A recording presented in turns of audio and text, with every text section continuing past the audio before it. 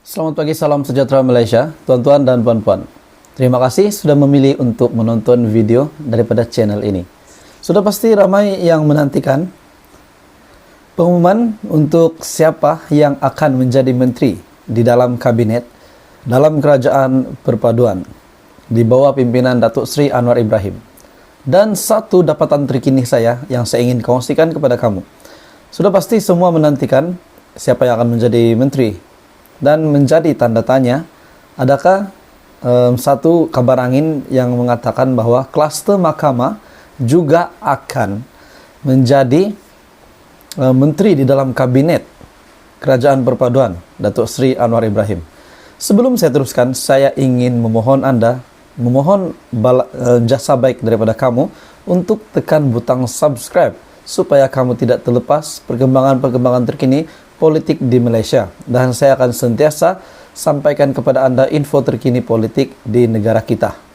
Tuan-tuan dan puan, hari ini seperti yang dijanjikan, berita sebelum ini mengatakan akan diumumkan hujung minggu, yaitu senarai-senarai menteri ini. Namun saya sudah mendapat beberapa senarai semalam, dan mungkin itu hanyalah ramalan sebab belum lagi sahih, belum lagi rasmi diumumkan oleh Perdana Menteri. Namun ramalan itu menunjukkan bahwa timbalan Perdana Menteri pertama adalah Zahid Hamidi daripada kuota Barisan Nasional. Timbalan Perdana Menteri kedua adalah daripada kuota GPS, iaitu Fadilah. Tapi tuan-tuan dan puan, itu hanyalah ramalan. Kita menantikan pengumuman rasmi daripada Perdana Menteri dan siapa yang akan menjadi menteri dan juga TPM di dalam kabinet kerajaan perpaduan. Hari ini daripada Sinar Harian, barisan kabinet hampir dimuktamad. Perdana Menteri menghadap agung hari ini. Perdana Menteri Datuk Seri Anwar Ibrahim berkata, perbincangan mengenai pelantikan barisan kabinet kini hampir selesai dan berharap ia dapat diumumkan dalam masa terdekat.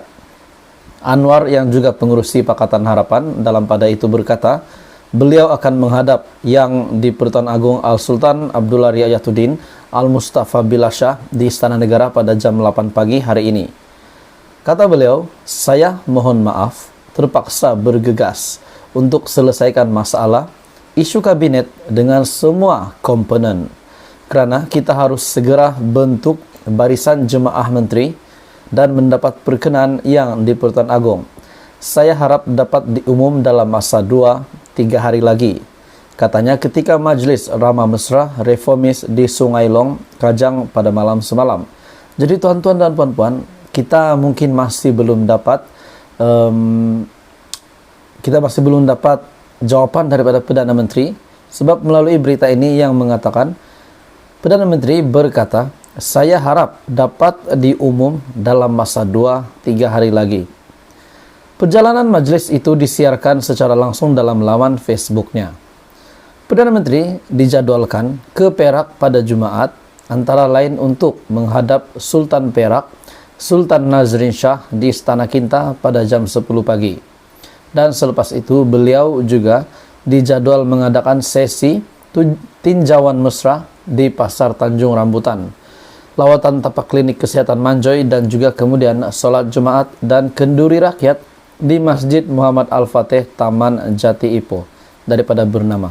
Berita hari ini daripada Sinar Harian, barisan kabinet hampir dimuktamad, Perdana Menteri menghadap agung hari ini. Jadi tuan-tuan dan puan, kita menantikan siapa yang akan menjadi menteri-menteri di dalam kabinet kerajaan perpaduan. Jadi tuan-tuan dan puan, setakat ini yang diumumkan melalui satu ramalan yang mengatakan timbalan Perdana Menteri pertama adalah Zahid Hamidi, dan yang kedua adalah timbalan Perdana Menteri adalah Datuk Seri Fadilah Yusof, yaitu kuota daripada GPS. Jadi bagaimana pendapat Anda dengan beberapa senarai-senarai yang lain, yaitu Menteri Keuangan Tokmat? Di dalam ramalan ini mengatakan Muhammad Hassan ataupun Tokmat, kuota daripada Barisan Nasional adalah Menteri Keuangan. Jadi bagaimana pendapat Anda tuan-tuan dan puan-puan semua? Mana tahu Anda mempunyai komen berkenaan dengan ini, walaupun ini hanyalah ramalan. Sebab yang kita tahu, ramai merakyat, ramai yang komen, bukan saja di channel saya, tetapi di laman media sosial juga, yang mengatakan mereka bersetuju Muhammad Hassan ataupun Tokmat menjadi timbalan Perdana Menteri untuk kuota Barisan Nasional. Mereka lebih setuju Tokmat bukan Zahid Hamidi. Mungkin disebabkan faktor-faktor Zahid Hamidi mempunyai kes mahkamah, mungkin juga. Tapi bila kita bercakap tentang kes mahkamah pula, klaster-klaster mahkamah yang lain, Lim Kuan Eng, Syed Saddiq, Bung Mokhtar, dan juga Zahid Hamidi sendiri, ramai yang dilihat, yang saya lihat di dalam channel saya, bahkan di media sosial, ramai yang komen, jangan benarkan klaster-klaster mahkamah di dalam kerajaan, di dalam kabinet Datuk Seri Anwar Ibrahim. Namun kita juga mengambil kira respon daripada Perdana Menteri kita yang ke-10, Datuk Seri Anwar Ibrahim. Beliau pernah mengeluarkan kenyataan bahawa selagi belum dikenakan hukuman, selagi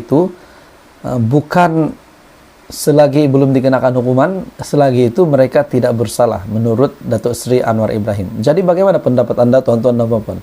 Sekiranya menurut pendapat saya, bukan saya cakap ini sah, tapi menurut pendapat saya, bila saya melihat andaian begitu, ataupun kenyataan daripada Datuk Seri Anwar Ibrahim yang mengatakan bahawa klaster mahkamah, bila beliau terima pertanyaan, soalan berkenaan dengan klaster mahkamah yang jadi menteri di dalam kabinet beliau, dia merespon berkenaan dengan bahawa sekiranya belum dikenakan hukuman, selagi itu belum bersalah. Mungkin beliau akan mengambil antara 4 klaster mahkamah ini masuk ke dalam kabinet kerajaan perpaduan. Namun itu hanya pendapat saya, tuan-tuan dan puan-puan.